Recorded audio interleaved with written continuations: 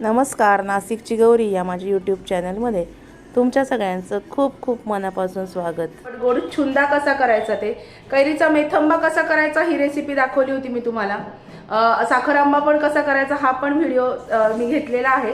आता कैरीचा छुंदा कसा करायचा ते बघूया। खूप छान लागतो, लहान मुलांपासून अगदी वयस्कर माणसांपर्यंत सगळ्यांना आवडेल असा कैरीचा छुंदा कसा करायचा ते बघूया। चला आज आपण कैरीचा छुंदा कसा करायचा ते बघू।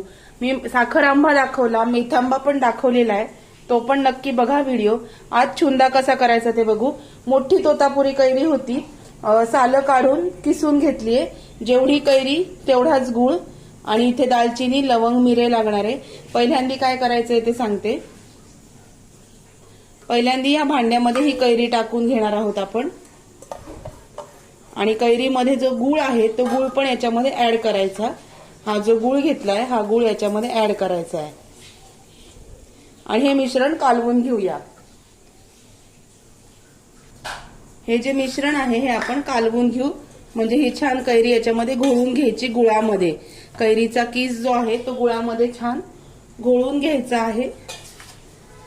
छुंद्याला मी गुळच वापरते, तुम्ही निम्मा गुळ किंवा निम्मी साखर असं पण वापरू शकता। हे बघा,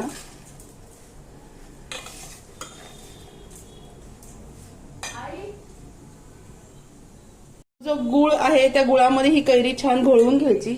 लाईट गेले होते मध्ये, त्याच्यामुळे व्हिडिओ थोडा स्टॉप झाला। हे बघा, आणि याला पाणी सुटतं बघा। ही कैरी जेव्हा आपण गुळामध्ये घोळवून घेतो त्याला आपोआप पाणी सुटायला लागतं। आता हे मिश्रण अर्धा तासासाठी झाकून ठेवूया। मिश्रण अर्धा तासासाठी झाकून ठेवूया, आणि मग काय करायचं ते तुम्हाला सांगते। अर्धा तास मिश्रण झाकून ठेवलं आणि त्याला बरंच पाणी सुटलेलं आहे। आता आपण गॅसवर कढई ठेवूया। गॅसवर मी कढई ठेवलेली आहे। आता या कढईमध्ये हे गूळ आणि कैरी याचं जे मिश्रण आपण घेतलेलं आहे हे घालून घेऊया याच्यात।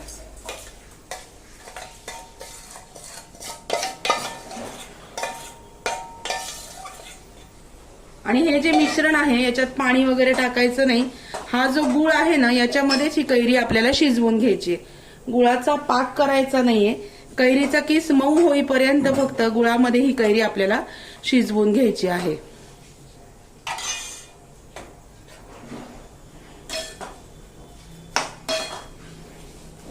या स्टेजला आल्यावर जर तुम्हाला असं वाटलं की कैरीचा आंबटपणा जास्ती आहे तर तुम्ही याच्यामध्ये थोडी साखर सुद्धा टाकू शकता। या गुळामध्ये ही कैरी शिजवून घेऊया। याच्यामध्ये पाणी वगैरे टाकायचं नाही, अजिबात पाणी टाकायचं नाही। असा तुम्ही छुंदा कैरीचा वर्षभर सुद्धा करून ठेवू शकता या पद्धतीने।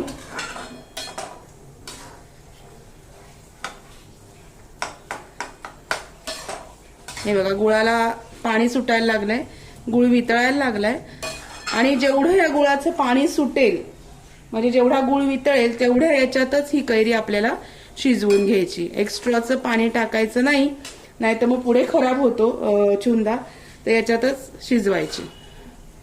हे बघा,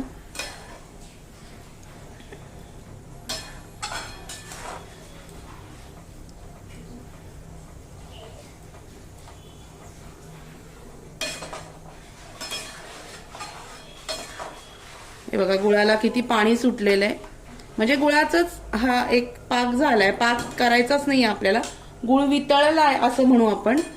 आणि ह्या गुळाचं जे असं पाणी सुटलं ना याच्यात आपण ही कैरी छान शिजवून घेऊया 5 ते 7 मिनिटांसाठी। हे बघा, मस्त छान ते उकळतंय, शिजतंय। याच्यामध्ये थोडंसं हलवत राहायचं, पाण्याचा एक थेंब सुद्धा टाकायचा नाही, नाहीतर मग गुळांबा वर्षाचा जर तुम्ही हा छुंदा करणार असाल तर, गुळांबाच येते माझ्या तोंडात, छुंदा करणार असाल तर मग तो खराब होतो, त्याच्यामुळे पाणी टाकायचं नाहीये। हेच असं छान शिजवून घ्यायचंय। या स्टेजला आल्यानंतर याच्यामध्ये लाल तिखट घालायचं। लाल तिखट, काळा मसाला, लाल तिखट आणि काळा मसाला, थोडीशी जिरा पावडर,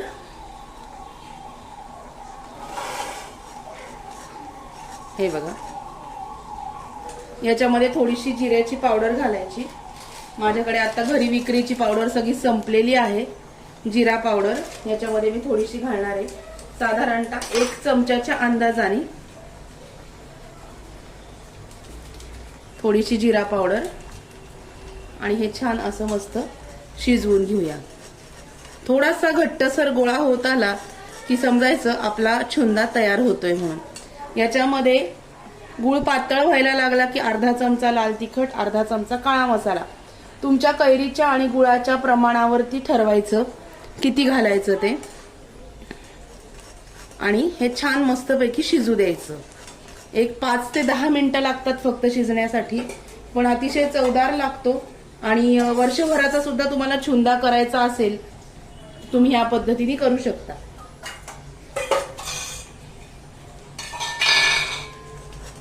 हे बघा, जसं जसं गुळ वितळतो आणि जसं जसं ते शिजायला लागतं तसा थोडासा घट्टपणा येतो.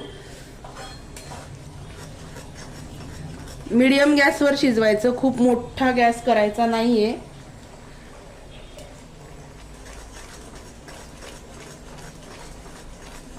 हे बघा, हे मीडियम गॅसवरती दुसऱ्या शेगडीवर मी शिजायला ठेवते. तोपर्यंत आपण फोडणी करून घेऊया. इकडे मीडियम गॅसवरती शिजायला ठेवते आणि आपण इकडे फोडणी करूया. फोडणी करण्यासाठी छोटंसं कढलं मी याच्यावर ठेवलं आणि दुसऱ्या शेगडीवरती छुंदा शिजायला ठेवलाय. आता याच्यामध्ये साधारणतः 1 पळी तेल घालायचं. 1 पळी तेल, खूप जास्त तेल घालायचं नाही.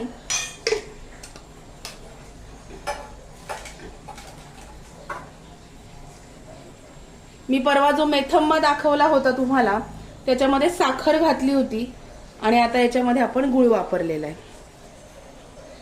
याच्यामध्ये मोहरी,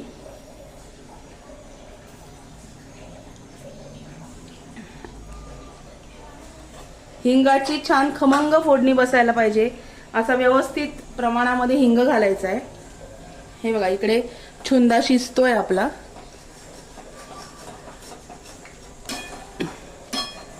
अनायसे कैऱ्या खूप आलेल्या आहेत बाजारात. कैरीचा सीझन आहे म्हणून म्हटलं कैरीशी रिलेटेड ज्या व्हिडिओ आहेत जे ते तुमच्याबरोबर शेअर करावेत म्हणून. हिंग, हळद आणि याच्यामध्ये दालचिनीचा तुकडा.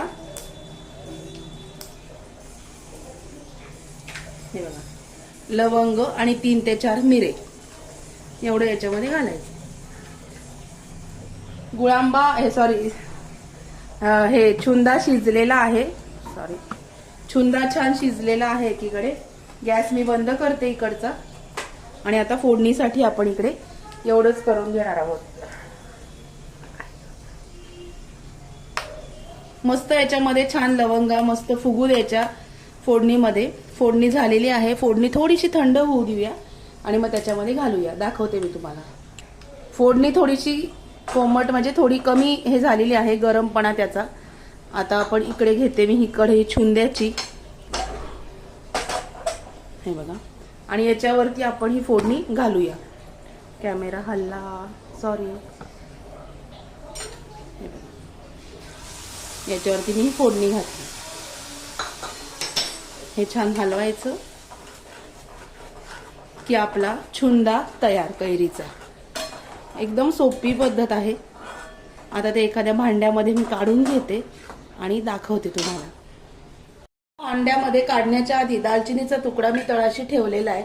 आणि कारण का ठेवला, कारण या कच्च्या दालचिनीचा स्वाद खूप छान लागतो म्हणून. आणि हा जो छुंदा आहे हा एका भांड्यामध्ये आपण काढून घेऊ. याला म्हणतात कैरीचा छुंदा. आंबट गोड, तिखट आंबट गोड असा छान लागतो.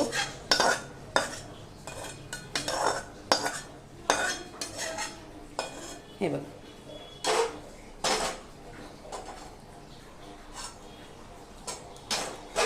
अशा पद्धतीने कैरीचा छुंदा तयार आहे.